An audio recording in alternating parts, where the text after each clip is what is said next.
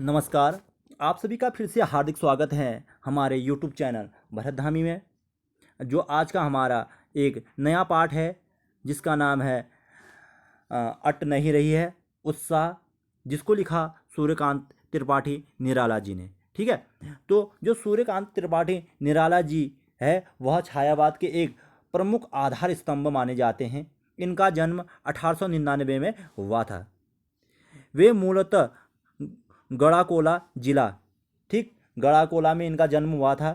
और इनकी जो शिक्षा है वह पहले इन्होंने स्वाध्याय किया, उसके बाद संस्कृत, बंगला और अंग्रेजी का ज्ञान भी क्या किया, अर्जित किया।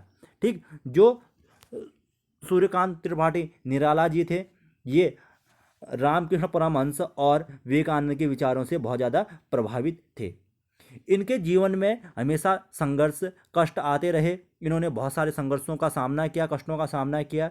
जब ये थोड़ा बड़े हुए तो इनके पिता, चाचा, पत्नी सभी की मृत्यु के पश्चात जो इनकी एक लड़की थी सरोज, उसकी भी क्या हो गई, मृत्यु हो गई। ठीक है, जो इनकी प्रमुख रचनाएं हैं वह है अनामिका, परिमल, कुकुरमुत्ता, नए पत्ते इनके प्रमुख रचनाएं हैं। ठीक, जो सूर्यकांत त्रिपाठी जी है, जो इनका देहांत हुआ वह हुआ था आपका 1961 में। इनका क्या हो गया था, देहांत हो गया था 1961 में। ये इनका स्वर्गवास हो गया था, इन्होंने यह दुनिया छोड़ दी थी। ठीक, तो आज बात करते हैं हम इन्हीं की एक नई कविता जिसका नाम है उत्साह। ठीक, उत्साह पढ़ते हैं। उत्साह में जो सूर्यकांत त्रिपाठी जी है, निराला है, इन्होंने बादलों का आवाहन कर रखा है कि आप इस दुनिया में, इस धरती पर आकर लोगों को थोड़ा क्या दो, तृप्ति दो, इनके जो ऊपर कष्ट है इनको दूर कर दो। ठीक है, तो पढ़ते हैं आज की जो हमारी कविता है उत्साह। बादल गरजो घेर घेर घोर गगन धराधर ओ, ललित ललित काले घुंघराले बाल कल्पना के से पाले, विद्युत छवि उर्मे कवि नवजीवन वाले, ब्रिज छिपा न्यूतन कविता कविता, फिर भर दो बादल गरजो। ठीक, तो हम पहले इन पंक्तियों का अर्थ जानते। जो यहाँ पर हमारे सूर्यकांत त्रिपाठी जी है निराला, वह बादलों को संबोधित करते हुए कहते, हे बादलों तुम गरजो, तुम बहुत ज़्यादा बरसो, लोगों के मनों के सुख से जो लोगों के मन है उनको सुख से भर दो, ललित ललित काले घुंघराले बाल कल्पना के से पाले। ठीक है, जो तुम हो वह तुम्हारे पास सुंदर बाल, घुंघराले बाल, यानी कि तुम काले काले हो। ठीक है, जिस प्रकार काले घुंघराले बाल होते तुम उसी तरह हो। ठीक है, ये कल्पना के विस्तार के सामने घने, अर्थात काले और सघन बादल हो तुम, कहीं दूर दूर से आते हो। ठीक है, और जो कवि है वह कहता है कि तुम दूर दूर से आकर यहाँ क्या कर दो, बरस दो, लोगों को शांति तृप्ति दे दो। विद्युत छवि उर में, तुम्हारे अंदर विद्युत है, नवजीवन वाले, तुम लोगों को नवजीवन माने नई जीवन देने वाले हो। तुम्हारे अंदर क्या है, एक वज्र छिपा हुआ है, वज्र माने चमक। ठीक, तो तुम्हारे अंदर वज्र छिपा है, नूतन कविता। ठीक है, एक जिस प्रकार कवि होता है तुम भी उसी तरह हो, तुम्हारे तरह भी एक कवि होता है जिसके अंदर, दोनों के अंदर क्या होता है, एक नई कल्पना होती है, लोगों को नई दृष्टि होती है, जो दोनों के अंदर नई दृष्टि होती है समाज में एक अच्छी चीज लाने के लिए। तुम हे बादल तुम गरजो और लोगों को क्या दो, इस संसार में थोड़ा तृप्ति दे दो। यह संसार बहुत ज्यादा क्या हो रखा है, परेशान हुआ है। विकल विकल उन्मन थे उन्मन विश्व की निदाद के सकल जन, आए अज्ञात दिशा से अनंत के घन, तप्त धरा जल से फिर शीतल कर दो बादल गरजो। अब यहाँ पर जो सूर्यकांत त्रिपाठी जी है यह कहते हैं विकल विकल, विकल विकल का मतलब होता है बेचैन बेचैन बेचैन। ठीक है, उन्मन का होता है उदास। ठीक, और यहाँ पर निदात का मतलब होता है, निदात का जो अर्थ है वह होता है आपका गर्मी। ठीक, तब यहाँ पर ये सूर्यकांत त्रिपाठी जी कहते, हे बादलों यह जो संसार है, यह संसार बहुत ज़्यादा गर्मी से परेशान है। ठीक है, गर्मी से क्या है, बहुत ज़्यादा परेशान है, लोग बहुत ज़्यादा उदास है।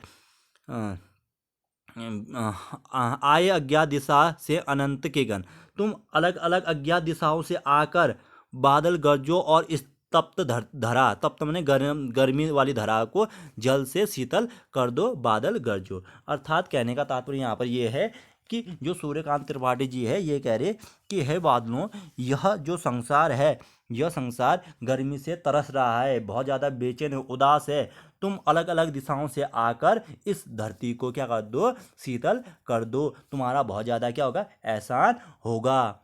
अब यही जो हमारा पाठ था उत्साह, तो इस पाठ में सूर्यकांत त्रिपाठी जी ने बादलों से आह्वान, बादलों को संबोधित करते हुए कहा है तुम बहुत महान हो, तुम्हारे अंदर एक वज्र छुपा हुआ है, तुम एक कवि के समान हो, तुम्हारे अंदर विद्युत है, तुम कवि के, जिस प्रकार एक कवि होता है वह अपनी नई सोच से इस संसार में नई चीज़ें उत्पन्न करता है, ठीक उसी प्रकार तुम भी हो, लोगों को क्या करते हो, तृप्त करते हो, और इस संसार में बरस कर तुम लोगों को क्या कर दो, थोड़ा शीतल कर दो, उनकी परेशानी को क्या कर दो, दूर कर दो। यही था।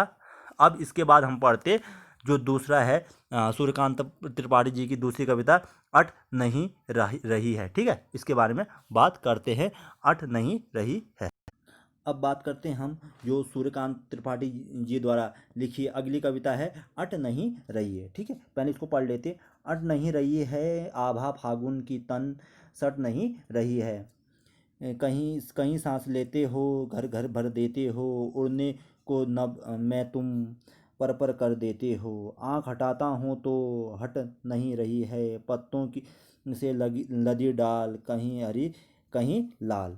ठीक, अब देखते हैं जो यहाँ पर ये कहने का तात्पर्य यहाँ पर ये है कि अट नहीं रही है, जो फागुन का महीना है उसकी अद्वितीय सुंदरता के बारे में, सौंदर्य के बारे में यहाँ पर जो सूर्यकांत त्रिपाठी जी है उन्होंने बता रखा है। ठीक है, जब फागुन का महीना आता है तो उस समय चारों ओर हरियाली होती है, पेड़ पौधों में नए पत्ते आते हैं, फूल खिलने लगते हैं, पूर्ण संपूर्ण जो पृथ्वी होती है वह हरी हरी भरी होती है। तो उसके बारे में यहाँ पर बोल रहे हैं कि जब फागुन का महीना आता है तो जो फागुन की सुंदरता होती है वह मेरे मन में अट नहीं रही है, यानी कि मैं उसको अपने हृदय में समा नहीं पा रहा हूँ, कहीं सांस लेते हो घर घर भेज देते हो, यानी कि कहते यहाँ पर जो सूर्यकांत त्रिपाठी जी है यह कहते हैं हे फागुन के महीने, हे फागुन तुम सांस कहीं लेते हो, इस हरियाली में सांस कहीं लेते हो और उस जो सुगंध भरी तुम्हारी सांस है उससे घर भर देते हो, तुम हवा में उड़ते हो, उड़ने को नभ में तुम, जब तुम हवा में उड़ते हो तो पर कर देते हो, जो चिड़ियों के माध्यम से चिड़िया भी है वह भी आकाश में उड़ते हैं, तो तुम पूरे उसमें समाये हुए हो, आँख हटाता हूँ तो हट नहीं रहे, जब भी मैं तुम्हारी प्रकृति से आंखें हटाता हूँ दूसरी तरफ करता हूँ तो मेरी आंखों से तुम्हारी यह सुंदरता जो मन मोह लेने वाली सुंदरता है वह हटती नहीं है, पत्तों से लदी डाल कहीं हरी कहीं लाल, कहीं पड़ी है उर्मे मंद मंद पुष्प माल। ठीक है, यहाँ पर ये कह रहे कि